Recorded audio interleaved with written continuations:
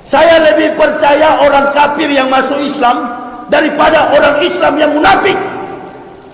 Saya lebih percaya orang kafir yang masuk Islam daripada orang Islam yang munafik.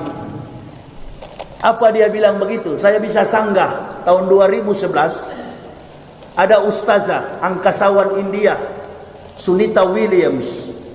Dia berangkat ke bulan karena dia adalah astronot. Dia mengadakan observasi pengamatan dengan menggunakan teleskop. Dia sampai di bulan, dia melihat ke bumi. Tidak ada frekuensi suara dari bumi menembus bulan. Dia meneropong melihat dengan teleskop, mengamati dunia ini gelap. Hanya dua kota yang bercahaya, Makkah dan Madinah.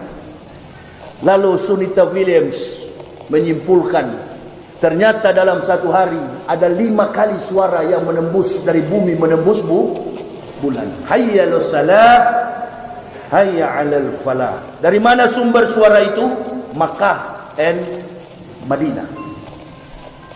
Beliau pulang dari bulan menuju ke Masjid Indonesian Muslim Community Al-Hikmah Mosque in New York. Ada masjid komunitas orang Indonesia di New York. Imam besarnya orang Makassar. Di situ banyak sekali orang-orang bule yang masuk Islam. Hampir satu hari itu sampai 20-30 orang-orang jenius yang masuk Islam. Bukan seperti Masjid Al-Asakirin, orang dari Nias yang tukang cangkul ekor apa itu? Akar-akar apa itu di sana, sawit. Pagi beriman, sore menyangkal. Goblok. Kalau goblok gak usah kau masuk Islam. Bikin repot. Sudah goblok miskin pula. Ah ini. Nanti kau pergi ke masjid-masjid minta-minta uang. Saya mualaf, bantu saya. Saya mualaf, berikan saya uang. Islam dijadikan alat. Dan memang itulah sekarang yang terjadi. Dunia tidak akan sukses. Dunia tidak akan sukses melakukan kebaikan, bahkan kejahatan, kecuali dia membawa Islam. Contoh, orang ngaku teroris itu apa yang dia bawa sehingga dia sukses? Dia mati konyol begitu, apa yang dia bawa? Selalu agama Islam. Donald Trump, supaya reputasinya naik di publik dunia, apa yang dia isukan? Pojokkan Islam. Itu Donald Bebek itu. Kulitnya seperti kulit babi, kelakuannya pun seperti kelakuan babi, padahal dia manusia. Begitu cara berdakwah. Nggak usah ditangkis-tangkis. Kalau kau tangkis tetap tembus. Ya, Donald Bebek itu begitu. Dia mau menguasai wilayah Palestina, dia mau menguasai, mengambil diktator, menguasai Yerusalem, Urusalimu. Padahal itu adalah wilayah jejak kaki yang diturunkan keberkahan Allah kepada Ibrahim alaihissalam. Tinggalkan negerimu Ibrahim, pergilah ke lembah Makkah yang tandus dan gersang. Itu negerinya orang Islam. Bani biadab Yahudi ini tidak punya sejengkal pun tanah.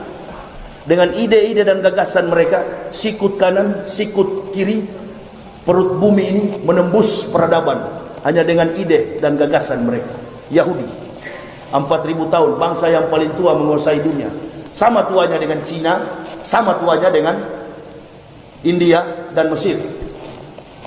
Yahudi, semua yang kita gunakan, mobil yang kita pakai, semua otomotif yang ada di dunia ini, bahkan alat IT, informasi telekomunikasi, kamera, semua warna sains yang ada di dunia ini adalah milik hasil daripada otak Yahudi. Ibu nggak tahu kalau anak ibu siapa namanya, dari golongan darah apa, semua itu Yahudi yang temukan melalui Landsteiner, penemu golongan darah. Lalu Yahudi utus, Karl Marx, kau pergi ke Rusia dan Cina, jadikan komunis dengan satu teori yang mereka gunakan, Das Kapital, teori kapital, gospel kapital. Nah, kalau saya lihat ekonomi Indonesia saat ini sama dengan praktek Das Kapital. Itu Yahudi punya cara untuk menguasai dunia. Memang mereka dilebihkan dalam Al-Quran. Tidak ada manusia yang mampu melawan Yahudi. Mana ada bangsa mampu melawan Yahudi? Enggak ada. Ini bangsa paling biadab. Jadi saya bilang orang Kristen itu hasil tipuan orang Yahudi. Yahudi mendirikan agama Kristen. Agama Yahudi bukan Kristen. Agama Yahudi adalah Yudaisme. Kitab yang mereka pegang bukan Taurat, Talmud. Kitab orang Kristen itu adalah Perjanjian Baru, bukan Injil. Injil diturunkan pada malam ke-18 Ramadan. Setelah Taurat Musa, malam ke-6 Ramadan, malam ke-12 Ramadan, 500 tahun setelah Taurat Musa, Allah Ta'ala turunkan lembaran kitab Zabur Daud, malam ke-12 Ramadan. Dan malam ini 18 Ramadan menuju 19 Ramadan, Allah Ta'ala turunkan Injil Isa alaihissalam 1200 tahun setelah Zabur Daud. Setelah Injil Isa 620 tahun kemudian, malam ke-27 Ramadan, malam ganjil, malam baro'ah, malam qadar, Allah Ta'ala turunkan Al-Furqan. Syahrul Ramadana lazi unsila fihil Qur'an huda linasi wa bainati minal huda wal furqan. Turunlah ayat, ya ayyuhalladzina amanu kutiba alaikumusyamu kama kutiba allal ladzina min qablikum la'alakum tattaqun. Jadi puasa yang kita lakukan ini adalah puasa yang pernah dilakukan oleh orang-orang sebelum umat Islam. Siapa mereka? Para nabi yang menerima wahyu dari Allah. Mereka berpuasa di bulan Ramadan. Makanya Allah katakan, allal ladzina min qablikum la'alakum tattaqun. Sebagaimana orang-orang sebelum kamu agar kalian bertakwa. Jadi implementasi ibadah Islam ini bukan Nabi Muhammad yang bawa. Nabi Muhammad tidak membawa Islam. Nabi Muhammad menyempurnakan Islam. Ibadah solat dilakukan para nabi. Nabi Isa berkata, qala ini Abdullah ataniyal kitab wa ja'alani nabiyya wa ja'alani mubarakan aina ma kuntu ausani bi sholati wa zakati madumtu haya. Kata Nabi Isa, saya ini Abdullah, hamba Allah, ataniyal kitab, Allah memberi aku kitab Injil di malam 18 Ramadan. Ausoni bi sholati, Allah memerintahkanku mendirikan solat, wa zakati, membayar zakat, madum tuhaya, sepanjang umur hidup. Jadi solat sudah dilakukan sebelum datang Nabi Muhammad. Puasa Ramadan juga sudah dilakukan sejak zaman Nabi Ibrahim. Kita umat Islam ini hanya melanjutkan. Nabi Muhammad menyempurnakan. Kalau solat di zaman Nabi Musa cuma 2 rakaat, di zaman Nabi Isa 3 rakaat, datanglah Rasulullah SAW, solat disempurnakan menjadi 5 waktu, 17 rakaat. Jadi kita salah kalau orang kafir mengatakan Nabi Muhammad itu membawa Islam. Sama dengan saya dulu waktu mau belajar Al-Quran. Masih pendeta saya beli Al-Quran, sembunyi-sembunyi saya baca, malu gengsi karena kafir. Saya bangun gedung di samping gereja, di samping kampus UKI. Gedung ukurannya 5 kali 6 meter. Istri saya tanya, gedung untuk apa itu Pak? Saya tiap pagi jam 10 berjumpa dengan Yesus Kristus di gedung itu. Saya bohongi saya punya istri itu. Lah kau tidak usah banyak tanya di situ. Dia tidak tahu bahwa saya membeli sajadah di pasar, sajadah sembahyang begini. Saya tidak tahu kemana arah kiblatnya, pokoknya sembarang saya alas begitu. Yang penting ada jendela kamar, pikir saya itulah apa kiblat. Jadi saya beli sajadah, saya baca-baca Al-Quran di situ. Akhirnya saya menemukan surat At-Tagabun. Wallazina kafaru wa kasabu bi ayatina ulaika ashabun nar khalidina fiha wa bisal masir. Dan orang-orang kafir yang mendustakan ayat-ayat kami tempatkan mereka ke dalam neraka jahanam. Itulah seburuk-buruk tempat kembali. Hah? Muhammad tahu? Saya pikir itu Al-Quran Nabi Muhammad yang buat. Jadi saya kaget baca Al-Quran. Muhammad tahu kelakuannya para pendeta. yang suka memalsu-malsukan ayat-ayat kitab, bukan Injil. Tadi saya sudah bilang Injil itu sudah turun. Inilah Injil. Coba berhenti pakai kata Injil. Kalau kita menyebut di depan orang Kristen, kitabmu Injil, wow, kepala pendeta itu besar sekali. Kitab orang Kristen dalam percakapan dialog tiap hari itu bilang saja kitabnya itu Perjanjian Baru. Coba kalau betul kitab Kristen Injil mana? Siapa yang bisa buktikan sama saya? Ustaz, ini ada kitab Kristen, tulisannya Injil. Mana? Saya mau lihat. Ada kira-kira? Atau coba bantah argumen saya ini. Ada profesor Kristen dan Islam bisa membuktikan naskah asli daripada Injil. Saya mau lihat. Saya 4 tahun 7 bulan belajar di Israel, mau cari tahu mana itu Injil yang betul. Mana Injil, kitab Injil itu? Kata Yahudi, Injil itu disimpan di dalam laut mati. Maka ada istilah akademik, the Dead Sea Scrolls, gulungan naskah laut mati. Nah, di laut mati ini kita lempar bayi saja, bayi tidak tenggelam karena kadar garamnya tinggi. Saya dan teman-teman pendeta pernah berenang di situ dulu waktu saya masih pendeta, tidak tenggelam. Ada teman saya takut, dia mau berenang, dia bilang saya nggak bisa renang, lompat saja kau tidak bakal tenggelam. Dia lompat begini-gini, tidak tenggelam. Sampai sekarang laut mati itu kalau dilempar anak bayi tidak tenggelam karena kadar garamnya tinggi. Nah, disitulah kata Yahudi Injil disimpan. Bagaimana Injil disimpan di bawah, orang mau menyelam pun nggak bisa di situ. Ini yang saya bilang, kasihan orang Kristen itu. Sudahlah, kalau kau sudah tahu begini, menyerah sajalah. Saya ceramah di Tebing Tinggi, Masjid Agung Tebing Tinggi, Sumatera Utara. Ini besok saya mau berangkat ke Medan lagi.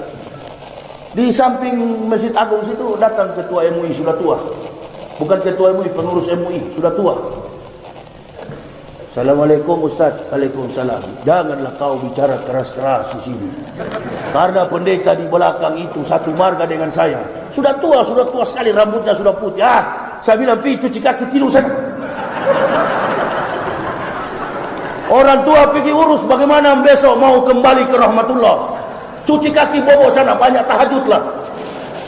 Ini urusan dakwah, urusannya Umar bin Khattab.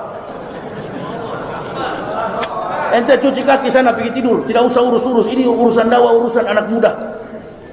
Negara kita makin kacau begini, narkoba di mana-mana. Akibat apa itu? Orang kafir. Coba kalau pemimpin kita, kapolsek kita orang Kristen, dandim kita orang Kristen, pemimpin kita Kristen yang ada di Riau sini, kita mayoritas Islam. Orang-orang kafir suka dengan hura-hura. Dia akan bilang, pemimpin daerahnya namanya Markus. Dia bilang saudaranya, Matius, kau datanglah ke Riau, bawa cap tikus. Iya, itu di perbatasan Jambi dengan Riau. Saya sering berdakwah keliling Indonesia pakai mobil. Mobil saya kan ibu bapak sudah tahu nggak ada plat nomor. Kalau turun di feri di apa sana di Lampung, selamat malam komandan. Kenapa ini nggak ada nomor? Sudah mati lama pak. Kenapa tidak diurus Ustaz? Mahal komandan, Fortuner ini. Sudah ditanya ke Samsat, sudah mahal sekali komandan, hampir 50 juta. Karena Ustaz Yahya, polisi selfie teman-teman lalu lintas. Udah Ustaz, yang penting jangan tabrak orang ya. Siap komandan. Udah lewat. Coba kalau teroris, ini tak langsung polisi tembak. Lihat polisi lari, itu teroris penakut. Janganlah begitu kawan. Ente lebih baik berdakwah, keberanianmu pakai untuk berdakwah. Katakan, hei muslim, marilah bersatu. Mahasiswa nggak sabar, ambil batu. Tunggu polisi di lapangan, pakai peci, ambil batu. HMI, Himpunan Mahasiswa Islam, ambil batu. Allahu Akbar, lempar. FPI juga begitu. Wah, ambil batu. Allahu Akbar. Polisi Islam, polisi dan tentara merasa diri Islam, ambil juga batu. Allahu Akbar. Pendeta dan jemaatnya di pintu gereja. Haleluya. Berhasil kita, men. Ayo. Salah kalau begini, salah. Tidak ada yang salah. Kalau berani ayo ikut Yahya Waloni. Kita berdakwah. Jangan bermain-bermain di gerakan seperti Yahudi di bawah tanah begitu. Islam itu agama yang terbuka, hantam. Ya, bukan dengan dasar benci, dasarnya sayang. Saya di Kendari ceramah di samping masjid, ada gereja di samping. Kebetulan pendeta yang di sebelah itu Wilson, itu teman saya waktu kuliah, gobloknya minta ampun. Indeks prestasi kumulatifnya cuma 2,14. Jadi saya bilang waktu dia sapu-sapu kintal gereja itu, tanah gereja, saya pas intip dari sana, saya bilang itu Wilson itu ahli neraka. Dia ketawa, perutnya besar sekali. Wah, perutnya gendut karena suka makan babi. Kalau saya sudah enggak sekarang. Saya bilang itu ahli neraka. Dia ketawa, datang, dia panggil temannya Kasat Intel. Nanti Ustadz, Kasat Intel mau ketemu Ustadz di hotel. Oh silakan. Marah Kasat Intel. Ustadz bilang tadi pendeta saya masuk neraka, saya tidak senang Ustadz. Saya bilang ente juga kalau tidak masuk Islam masuk neraka. Hampir dia tembak saya. Saya bilang, komandan, saya sudah siap mati kalau dengan dakwah begini. Ini yang kusampaikan adalah kebenaran. Dia bilang, masa Ustadz bilang begitu? Ustadz, saya juga banyak teman Islam, banyak juga teman-teman Kristen. Ya, Ustadz bilang masuk neraka, kami tersinggung. Bukan saya yang bilang, kitabmu yang ngomong kau masuk neraka. Ini kitabmu palsu semua. Ada ayat yang kosong, tidak ada kalimatnya, hanya angkanya. Saya tulis, nabinya tak sempat menulis, lagi mudik ke Jombang. Ini kitab Kristen palsu begini, komandan percaya enggak? Ya, masa ini palsu Ustadz? Kalau enggak percaya, tanya kepada pendeta, jangan tanya saya, karena saya sudah Ustadz. Dia tanya pendeta-pendeta, akhirnya tahu ini memang palsu. Ayo bagaimana komandan? Ya Ustaz, insya Allah saya dan keluarga mau masuk Islam. Jangan masuk Islam, belajar Islam supaya mudah mengamalkan Coba cari ini Al-Quran kalau ada palsu begini. Buka. Saya sudah baca 8 tahun Al-Quran ini. 8 tahun saya membaca, mengkritisinya dengan menggunakan mikroskop. Jangankan satu kata dalam Al-Quran, satu titik Al-Quran ini nggak mampu diselewengkan oleh otak dan tangan manusia. Di dalam ini, kalau ibu bapak bertemu cerita tentang Maryam, cerita tentang Isa, itu adalah Injil. Kenapa Injil ada dalam Al-Quran? Memperingatkan umat Islam jangan mengikuti sikap, sifat, moral, akhlak, biadabnya Bani Israil. Kalau bapak ibu mendapatkan surat tentang Nabi Daud dan Sulaiman, itulah Zabur. Kalau mendapatkan kisah tentang Nabi Musa, itulah Taurat. Kedudukan kitab-kitab itu ada dalam Al-Quran. Saya mau tanya dulu, ini Pak Haji umur berapa Pak Haji? Umur berapa bapak? Kira-kira 20 tahun lalu bapak ingat nggak peristiwa yang pernah terjadi 20 tahun lalu? Sedetil-detilnya, ingat nggak? Enggak kan? Memori manusia itu hanya mampu mengingat 10 years ago, 10 tahun yang lalu. Insya Allah kalau mampu mengingat, 20 tahun nggak bisa. Nah sekarang Nabi Muhammad, jaraknya dengan Nabi Musa 4076 tahun, jaraknya dengan Isa 576 tahun. Bagaimana mungkin beliau buta huruf mampu menyusun kisah tentang nabi-nabi kalau ini buatan Rasulullah? Ini adalah wahyu. Ini adalah wahyu. Jadikan ini sebagai pedoman hidup. Ikuti apa kata Al-Quran. Yang saya sampaikan ini adalah kata-kata Al-Quran. Saya katakan orang kafir itu binatang karena Al-Quran yang memberitahukan. Kebetulan banyak ustaz-ustaz nggak berani, saya sampaikan. Jangan ditutup-tutupi. Saya pernah sampaikan di Jakarta di satu kantor kementerian apa itu.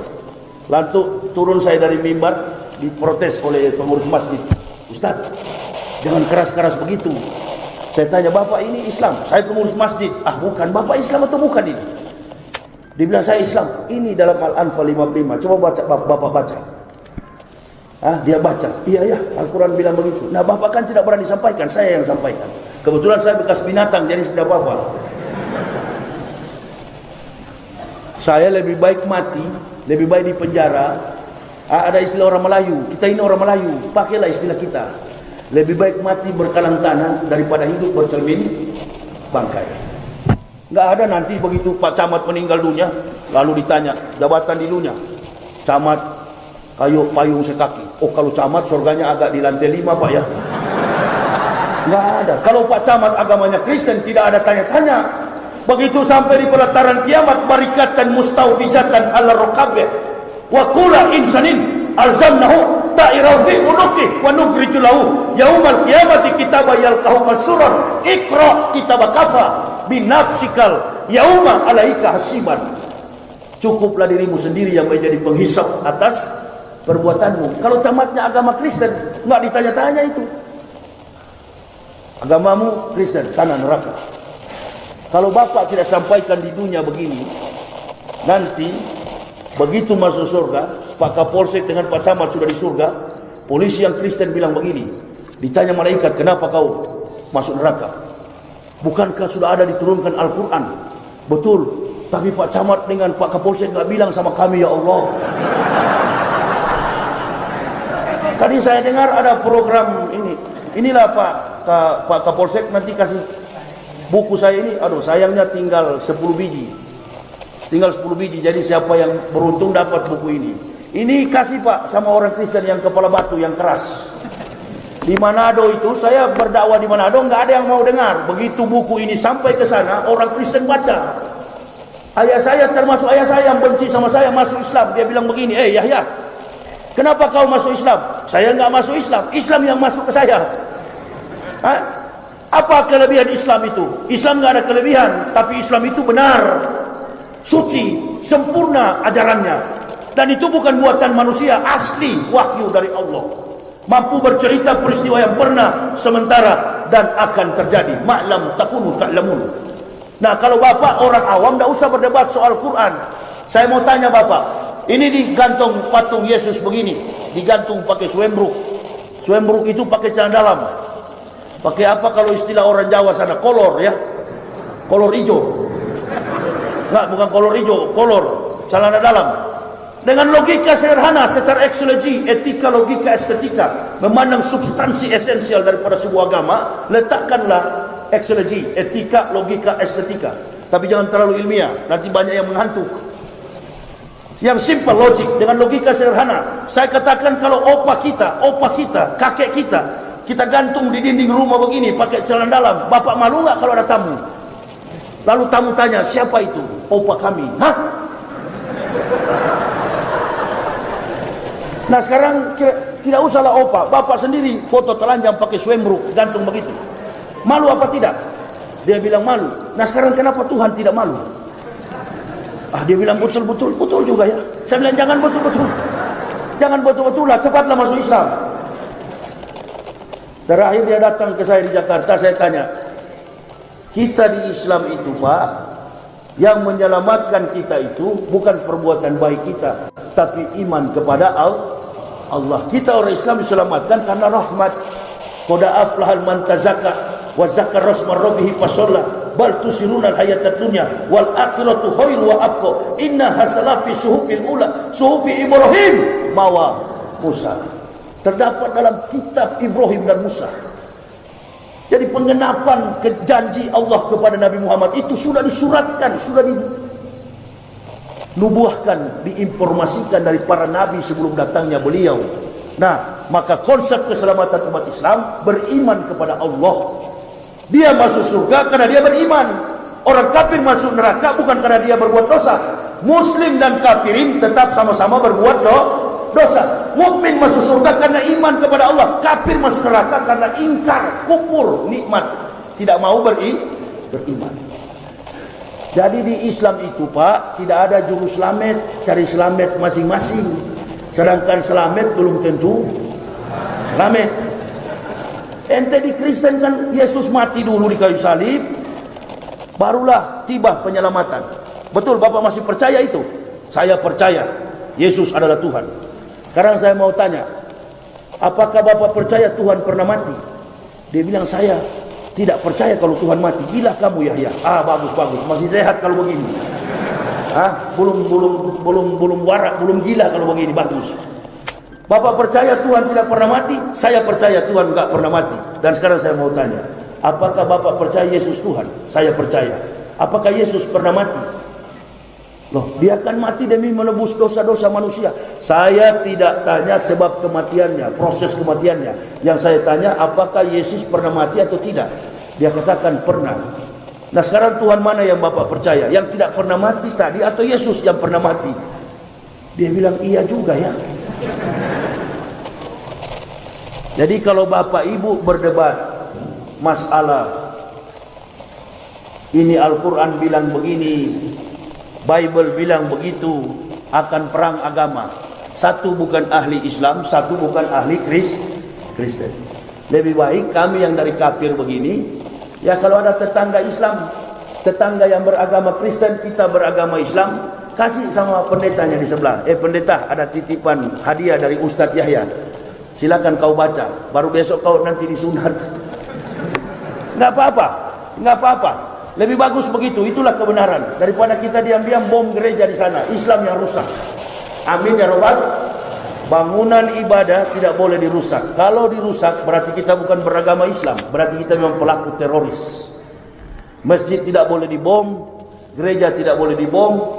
Kalau itu tidak ada juga orang Kristen, bagaimana mungkin? Tujuan dakwah saya cuma dua, mengokohkan iman sesama Muslim, ya, supaya kita sholat sama-sama di masjid. NU Muhammadiyah, Wahabi, Nahsabandiyah, Al-Wasliyah, bersatu kita, ya, dan memanggil orang-orang Kristen supaya masuk Tapi jangan semua, Pak. Kalau semua nanti siapa yang di neraka, kan begitu. Cukup yang pintar-pintar saja. Saya kira begitu ya. Sudah hampir 2 jam. Stop. Kopi juga kurang enak sih. Ya. Pahit. Kurang gula. Ketahuan panitia ini, payah kandas dananya ini. Ketahuan. Saya suka minum kopi kalau manis, ini agak pahit ini. Sudahlah, stop sajalah, 11:30. 10:30. Ya, saya mau lanjut merokok di luar sana dulu. Nah, ini kan mau apa sahur, jadi stop dulu ya. Saya kira sampai di sini, insya Allah kita nanti jumpa di lain waktu. Saya masih ada buku 10 biji. Silakan bagi jemaah yang berminat, ada di mobil sana. Ini saya mau kasih ke Pak Camat. Ya, sebenarnya kalau Pak Ketua tidak ngomong begitu, saya mau kasih ketua masjid. Tapi Pak Ketua anggap saya bukan Islam ya. Ya, mohon maaf Pak Ketua ya, walaupun saya Pak Bapak tuduh begitu, saya tetap minta maaf kepada Bapak.